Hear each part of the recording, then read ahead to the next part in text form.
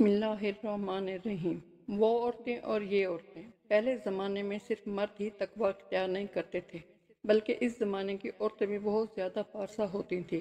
عورتوں کے تقوی کا بھی ایک واقعہ سن لیجئے۔ امام احمد بن حنبل کے بیٹے کا نام عبداللہ تھا۔ یہ عبداللہ فرماتے ہیں کہ ایک مرتبہ میں اپنے والد گرامی کے پاس بیٹھا ہوا تھا۔ اس دوران ایک بوڑھی عورت آئی اور اس نے میرے والد صاحب سے ایک مسئلہ پوچھا۔ ذرا توجہ سے سنیے گا۔ یہ مسئلہ پوچھا کہ میں روئی کاٹتی ہوں۔ میں ایک رات چھت کے اوپر بیٹھ کر روئی کاٹ رہی تھی۔ حکومت وقت کی پولیس کا داروغہ گلی میں سے گزرا۔ اس کے ساتھ روشنی کا بڑا انتظام تھا۔ وہ وہاں کسی سے بات کرنے کے لیے رک گیا۔ جب روشنی بہت زیادہ ہو گئی اور مجھے روئی اچھی طرح نظر آنے لگی تو میں نے سوچا کہ میں ذرا جلدی کاٹ لوں۔ چنانچہ میں نے جلدی روئی کاٹی۔ جب وہ داروغہ ابن طاہر چلا گیا تو بعد میں مجھے خیال آیا کہ ان کا پیسہ تو مشتبہ قسم کا ہوتا ہے اور میں نے اس کی روشنی سے فائدہ اٹھایا ہے۔ اب یہ روئی میرے لیے جائز ہے یا نہیں؟ امام احمد بن حنبل نے جواب دیا، تم اس ساری روئی کو صدقہ کر دو، اللہ تمہیں اور رزق عطا فرما دیں گے۔ حضرت عبداللہ کہتے ہیں کہ میں یہ سن کر بڑا حیران ہوا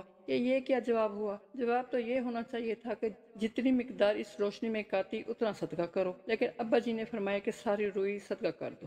اس کے بعد وہ عورت چلی گئی۔ کہتے ہیں کہ 2-4 دن بعد پھر وہی بوڑھی عورت آئی اور کہا کہ جی میں نے امام صاحب سے مسئلہ پوچھنا ہے۔ چنانچہ وہ امام صاحب کے پاس جا کر مسئلہ پوچھنے لگی کہ میں رات کو چراغ کی روشنی میں روئی کاٹتی ہوں تو کبھی کبھی چراغ کا تیل ختم ہو جاتا ہے تو چاند کی روشنی میں کاٹنے بیٹھ جاتی ہوں۔ چراغ کی روشنی میں روئی صاف نظر آتی ہے اور چاند کی روشنی میں صاف نظر نہیں آتی۔